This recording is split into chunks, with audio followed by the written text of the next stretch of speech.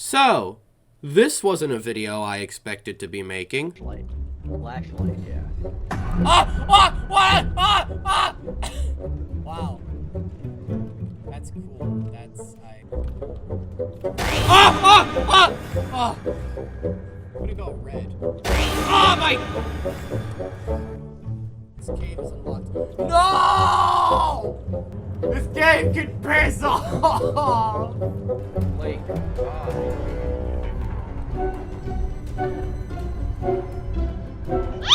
That jump scare is actually fucking good. Don't, not the ending, you're supposed to go down and spoiling it. It's supposed to be But I'm gonna laugh at What is this? What is this? I was laughing at This is so... Oh wow, look at this amazing game design, James. This totally makes sense.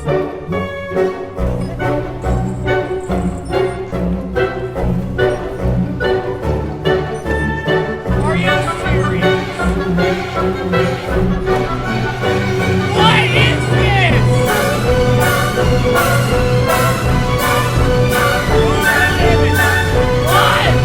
is that?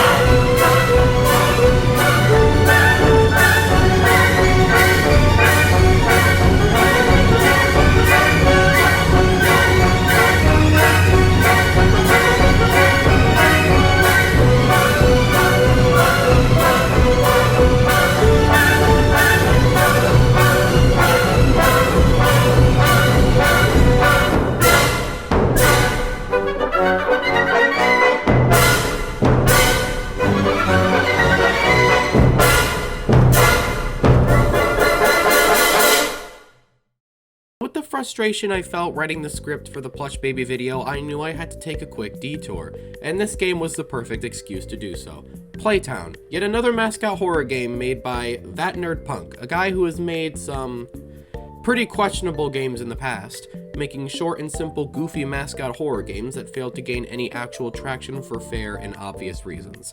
Now, that has all changed when his newest and biggest project dropped, Playtown. Hey y'all, come look at this. A Mascot horror game that follows the protagonist trying to avoid the antagonist, Steg, a giant green dinosaur with googly eyes, sharp teeth, colorful fur, and very simplistic sock monkey design type. Where have we seen this before? Bottom line, this game sucks. No shocker there. In this video, I'm going to be breaking down this game and its flaws. Then, when that is done, I'll be showing you a montage of my struggles on my playthrough stream, just so you can be entertained by my climbing insanity. So, with that being said everyone, please stay in your seats. The show will begin right now.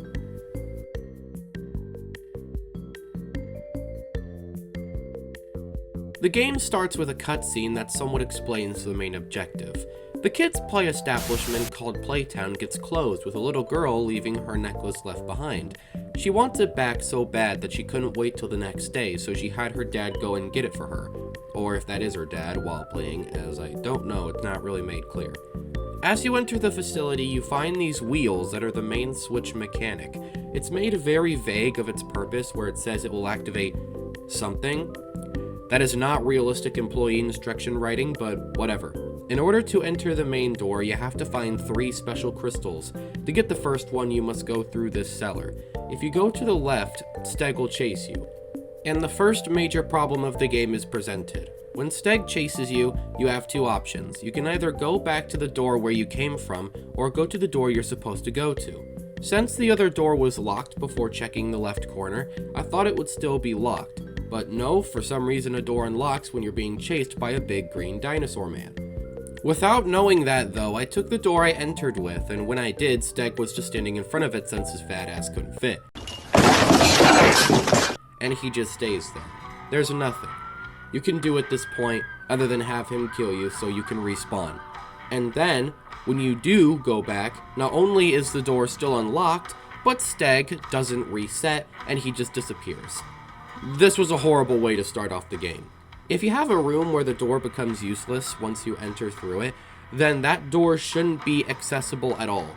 Very easily could the developer just have the door close behind you once you go into the room, and you should apply some common sense.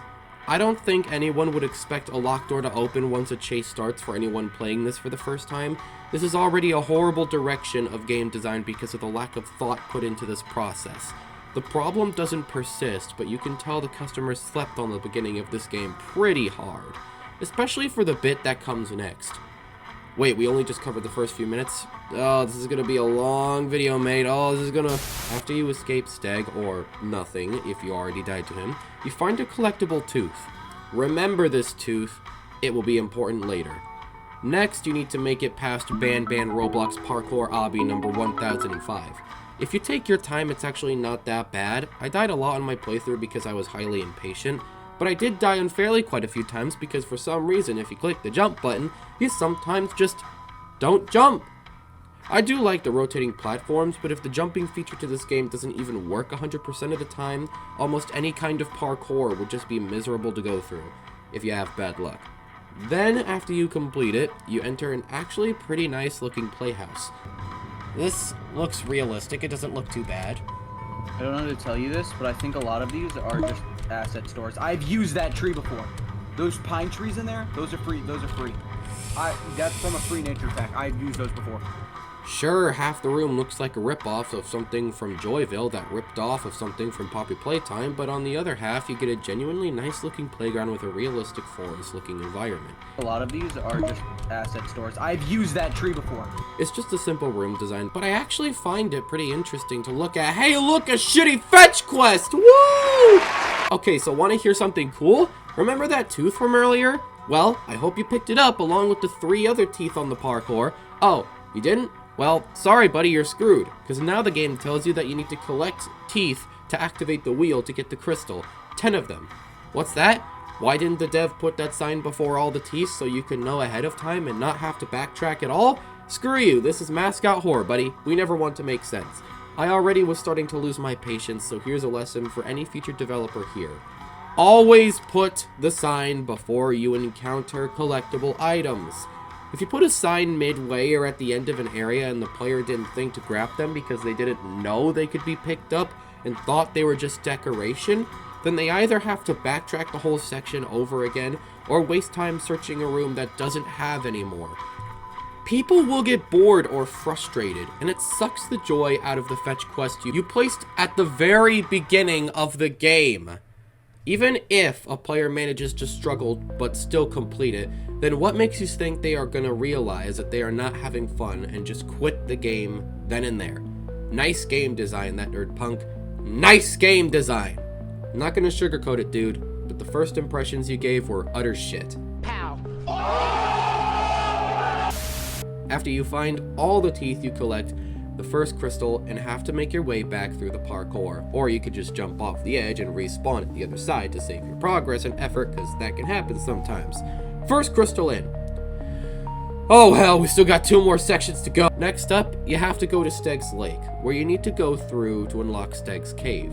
Once you enter Steg's Lake, you find a long hallway with a bunch of Mario-ass pipes that are green, orange, and red. You have to go to the left or right depending on the color of the pipe. Stay close to the green ones, and go for the orange one if there's not a green one, but there's a red one. And if both are orange, then you have to randomly guess which one is which. If you guess the wrong orange or touch a red one, you get hit with a surprisingly good jump scare. Sounds good, right? Well, the problem is that this is how the game explains it.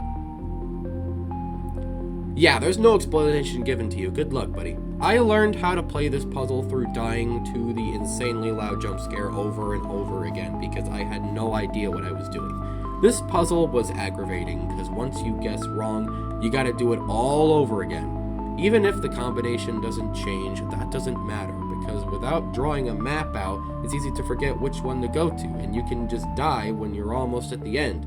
Garten Ban 4 did a similar puzzle, but that said puzzle blows this one out of the water because you actually know what to do because there were instructions. I only died like once or twice in Ban 4, but to learn the rules I had to die like 20 times. And I made it past. I was feeling less and less motivated to keep playing, but the algorithm demands I keep going. When you reach the lake, you hop on the rocks where Steg shows up from the water while playing some boss music number 4 soundtrack. Then you hop across the lake, turn the wheel to make Steg go away. Yet another thing this game didn't explain, so I wasted more time doing nothing before figuring out what to do. Then you gotta go through the pipe puzzle a second time to make it to Steg's cave. Oh, wow. Glad I'm done with this section. Glad I get to experiment with a new puzzle. Maybe this isn't so bad. Oh my gosh, it's the same damn thing again! Okay, so for some reason, that nerd punk decided he loved that puzzle so much he needed to make another one. Just to torment us more. And to give you heads up, if you die there, you have to go back through on the way out of Steg's lake again before trying again at Steg's cave. Okay, but why? After that migraine is finished, you collect meat and a lighter to light a campfire to cook Steg a meal so he can come out of the cave. Another section without instructions. I love it here. And there's a collectible dino tooth as well that serves no purpose. See, that's how you know this game is trying to piss you off. Once Steg comes out of the cave, he'll start chasing you. And for some reason, that cave you weren't able to enter before Steg comes out, you can enter it once he does. And once I tried this, I fell into a black void where I got soft locked, so I had to exit the game and reopen it. Oh, by the way, you gotta complete this game in one go, because there's no save feature, so you have to go through the game all over again if you go to the main menu before finishing. Trust me, I had to learn that the hard way. The right way wasn't made clear, so could you really blame me though? You actually have to run through the pipe puzzle back to escape Steg while grabbing the sacred crystal on your way out. If you die by a pipe in this chase, you respawn, but Steg doesn't reset and he just stays where you died. If he kills you, then after respawning, he just disappears. This game got more bugs than a Sonic 06 level. After grabbing the second crystal, you unlock the final course. It is employee training. This time, an essential tool is a red diamond that you need to find in order to open the gates. Don't ask if they explain this or not, you already know the answer by now. After you make your way through a lava pit, yes, it is something an employee would have to do for a job, you make your way through hungry lions, where there is no obstacle except for some weird skeletons. What was the point of that? And then you enter the final trial called Falling Steel, where you find giant anvils being hung from the ceiling. Okay, this game takes place in a cartoon, good to know. Then Steg shows up for a final confrontation and gets crushed by an anvil. Are you serious? Watch, this is... He's not even under it! What? It's not even under it! After the most unsatisfying villain defeat I've ever seen in my life, you collect the final crystal and open the final room to find portraits of two upcoming characters, Hump Tump and Steggy. Then you find a damn potion. Don't forget, some things mustn't be forgotten. The shadow hunting me. I must hurry. With untextured rocks Texture. What is this? and Google Images showing the backstory. Then you enter a wooden cabin that somehow has an elevator before a giant eyeball can get you. You descend, and the game ends. Wow, that was shit. Apologies to that nerd punk since he does acknowledge my existence, but I refuse to go easy on him here. This game was just awful definitively. I do appreciate it being a little more original with some ideas that kinda make it stand out, but in the end of the day, it's just a Poppy Playtime ripoff and it's putting it lightly. Joyville is a lot less original, but at least in that game I was able to understand what I needed to do more of the time, and that game can be fun at times. Which brings me back to my main issue. After a bit, this game just stops being fun. After going through sections without even knowing what to do, and some of the worst game design choices I have ever seen, Playtown is the definition of what a game shouldn't be. Ban may have awful game design and story, but at least the games are fun to play to the point where I don't regret spending money on them. And I was willing to let Joyville slide from being a Poppy Playtime ripoff if they just didn't fumble so hard at the end. And this game was just unsalvageable. I'm sorry, that nerd punk, but I'm taking my $5 back and I'll be spending them elsewhere. Now, before this video ends, I'm going to be showing up the montage that I said I would bring up earlier. So, yeah, if you want to check that out, you stay here, but if you're not interested, thank you all for watching. Take care now. Love y'all. Flashlight, yeah. Wow. That's cool. That's Oh! I'm gonna go red. Oh my! This cave is unlocked. No! This game can piss off! Lake. Ah. Holy shit, that jump scare is actually fucking good. Not the ending. You're not supposed to be I'm at the not ending. spoiling it, You're not supposed to be at but the I'm ending. gonna laugh at it with you. You're not spoiling it then. What is this? What is That's this? what I was laughing at. That's what I was laughing at a second ago. This is skeleton so- got blood on the floor is a free model. Whoa, I got a cutscene. Oh wow, look at this amazing game design, James. This totally makes sense. Yeah, I know. Just a second. What? What is about to happen? Are you serious? Watch. This is the texture. What is this? Google image. Google image. What? What is that? Mom is made. Danger, keep out. Trespassers will be prosecuted. What? Oh, scroll up. Click on Playtown.